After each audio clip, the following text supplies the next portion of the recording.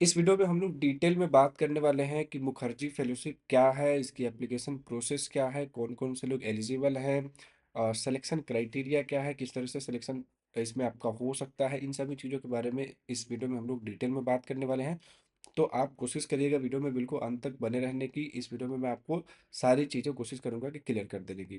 दोस्तों, मुखर्जी फेलोशिप की अगर हम बात करें तो इसमें एलिजिबिलिटी क्राइटेरिया की अगर बात की जाए तो एलिजिबिलिटी क्राइटेरिया जो है वो सबसे पहले तो आपको इंडियन सिटीजन होना जरूरी है। उसके अलावा अगर आपकी उम्र 25 साल तक है तो आप एलिजिबल हैं। यहाँ आप देखेंगे रिसेंट ग्रेजुएट और फाइनल ईयर यूनिवर्सिटी स्टूडेंट्स लिखा हुआ है। रिसेंट ग्रेजुएट का मतलब है कि अगर आप पिछले 2 साल में ग्रेजुएशन किए हैं तब भी आप एलिजिबल है, या आप फाइनल ईयर स्टूडेंट है ग्रेजुएशन के किसी भी सब्जेक्ट में, किसी भी स्ट्रीम में, किसी भी यूनिवर्सिटी से, तो आप इस फेलोशिप प्रोग्राम के लिए एलिजिबल है। अब बात आती है कि एप्लीकेशन प्रोसेस क्या है। तो सबसे पहले आपको स्टेज 1 में एक एप्लीकेशन फॉर्म अप्लाई करना है, जिसमें आपको 7 दिन के अंदर में after submitting the form you must complete the written assessment within 7 days. 7 दिनों के अंदर में आपको एक असेसमेंट एग्जाम देना पड़ेगा, जो आपको ऑनलाइन लिया जाएगा। This evaluation test your analytical thinking, written ability and understanding of policy and governance. Your application will be considered valid only upon completion of written assessment. एक बार जब आपका रिटन असेसमेंट होगा तभी आपका एप्लीकेशन जो है वैलिड माना जाएगा। दूसरा स्टेज अगर हम बात करें सिलेक्शन प्रोसेस की, तो इसमें एक एग्जाम होगा। एग्जाम होने के बाद दूसरे स्टेज में आपको एक वर्चुअल इंटरव्यू होता है। Shortlisted candidates will be invited for a virtual interview where they will be assessed on clarity of thoughts, motivation, communication skills and interest in public policy and governance। तो इसके बाद में आपका एक ऑनलाइन वर्चुअल मीटिंग होगा, एक interview होगा, जिसमें आपका थॉट्स को कितना क्लियर है आपका थॉट्स, उसको एनालिसिस किया जाता है, आपके मोटिवेशन को एनालाइज किया जाता है, कम्युनिकेशन स्किल्स को देखा जाता है, पब्लिक पॉलिसी में आपके इंटरेस्ट क्या है। इन सब चीज़ों को इस इंटरव्यू के थ्रू कोशिश की जाती है समझने की। तीसरा और जो फाइनल स्टेज है, एक बार आपने एग्जाम दिया तो मान लीजिए आपका रिटन एग्जाम में आपका सिलेक्शन हुआ, फिर आपको शॉर्टलिस्ट किया जाएगा ऑनलाइन इंटरव्यू के लिए। ऑनलाइन इंटरव्यू के बाद एक फाइनल पैनल इंटरव्यू होगा। पैनल का मतलब होता है कि 4-5 लोग होंगे, और ये जो इन पर्सन इंटरव्यू है, ये जो इंटरव्यू है, ये फाइनल इंटरव्यू ऑफलाइन होगा।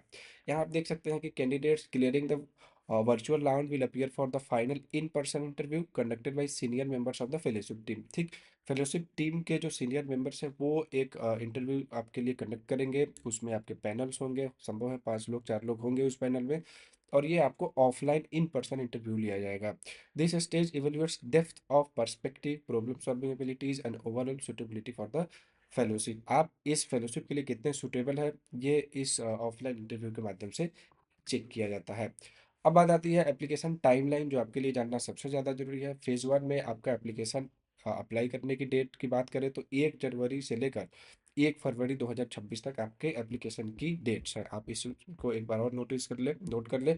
1 जनवरी 2026 से लेकर 1 फरवरी 2026 तक आप एप्लीकेशन अप्लाई कर सकते हैं।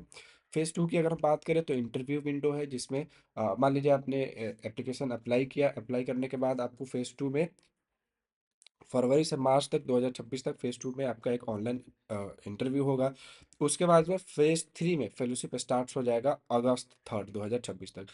तो 1 जनवरी 2026 से लेकर अगस्त तक ये सारा प्रोसेस चलेगा। आपका application form, online written exam, फिर ऑनलाइन इंटरव्यू, ऑफलाइन इंटरव्यू, और अल्टीमेटली आपका 3 अगस्त 2026 से ये जो फेलोशिप है उसको स्टार्ट कर दी जाएगी।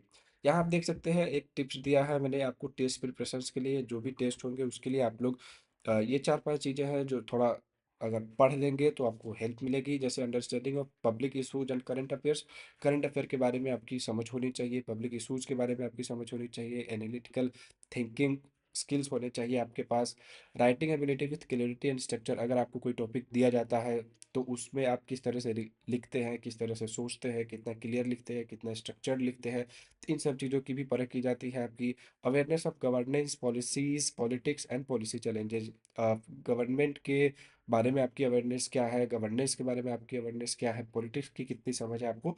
तो इन सब चीज़ों की अगर आप थोड़ा डेप्थ प्रिपरेशन करते हैं, थोड़ी बहुत नॉलेज रखते हैं, तो आपका सलेक्शन हो सकता है। सिलेक्शन प्रोसेस की बात करें दोस्तों, तो ये आप देख सकते हैं कि रजिस्ट्रेशन एंड इंट्रेंस टेस्ट, आपको एक रजिस्ट्रेशन करना है, 7 दिन के अंदर में आपका इंट्रेंस एग्जाम हो जाएगा। The entrance test will consist of 5 compulsory subjective questions. ध्यान देने वाली बात यह है कि जो भी इंट्रेंस एग्जाम होगा आपका ऑनलाइन, उसमें आपके 5 सब्जेक्टिव क्वेश्चंस होंगे और total time of 1 hour, 60 minute, यानी 1 घंटे का एग्जाम होगा। Will be allotted to attempt the questions. Questions को अटेम्प्ट करने के लिए आपको 5 क्वेश्चंस को अटेम्प्ट करने के लिए 1 घंटा समय दिया जाएगा। And candidate must answer all the questions in A minimum of 150 words. 150 word से कम में ही आपको सारे क्वेश्चंस के आंसर करने होंगे। समय कितना है? 1 घंटा। दूसरा है आपका online interview. The online interview sir focus on the assessment of the following: एक, general aptitude, general awareness, verbal abilities, domain specific inquiry with respect to policy, politics and awareness, governance. इन सब चीज़ों के बारे में आपको ऑनलाइन इंटरव्यू में आपकी जांच की जाती है, परख की जाती है। Once scheduled, the interview will not be scheduled rescheduled except in exceptional circumstances. आपको पहले ही ईमेल या कम्युनिकेशन के थ्रू बता दिया जाएगा कि आपका ऑनलाइन इंटरव्यू कब शेड्यूल किया गया है। एक बार आपका ऑनलाइन इंटरव्यू शेड्यूल हो गया तो उसको दोबारा रीशेड्यूल नहीं किया जा सकता है। इस बात को आपको ध्यान रखना है।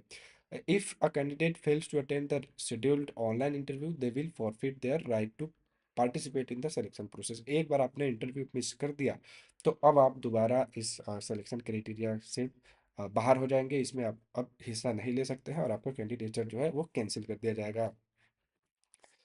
तीसरा आप देख सकते हैं कि ऑफलाइन पैनल इंटरव्यू है। ये हम लोग पहले डिस्कस कर चुके हैं। The candidate qualifying the second stage will be required to take an offline panel interview.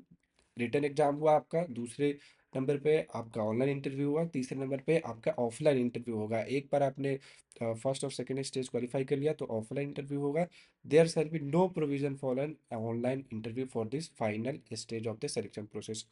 ये आपको ध्यान देना है कि आप ये रिक्वेस्ट नहीं कर सकते हैं कि आप ऑनलाइन देना चाहते हैं इंटरव्यू, ऑफलाइन नहीं। ये कंपलसरी है कि सभी को ऑफलाइन ही इंटरव्यू देना है।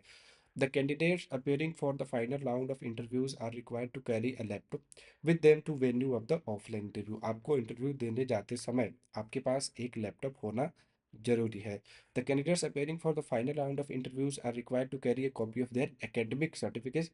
तो ये ऑब्वियस है, आपके पास जब भी आप इंटरव्यू देने जाए, मुखर्जी फेलोशिप नहीं किसी भी फेलोशिप में, तो आपके पास ये सारे डॉक्यूमेंट्स होने चाहिए।